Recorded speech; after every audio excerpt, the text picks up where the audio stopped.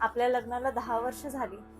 किती औषधोपचार केले, व्रतवैकल्य केले, पण तरी सुद्धा मी तुम्हाला बाबा होण्याचं सुख नाही देऊ शकले. बरं आता हा विषय राहू दे, आपण थोडं बाहेर फिरून येऊया, म्हणजे तुला बरं वाटेल. कुठे जायचंय आता?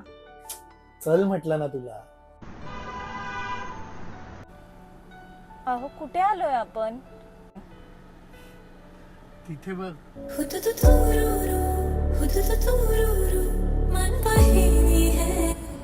खरंच? हो, का माहितीये? कारण आई बाबा होण्यासाठी हे गरजेचं नाहीये की स्वतःच्याच बाळाला जन्म दिला पाहिजे. एखादं बाळ दत्तक घेतलं तर त्या बाळाला आई वडील मिळतील, आणि आपल्यासारखं आई वडील होण्याचे स्वप्न बघणाऱ्या लोकांना त्यांचं स्वप्न मिळेल. म्हणजे आपण आई बाबा होणार? हो, आपण आई बाबा होणार.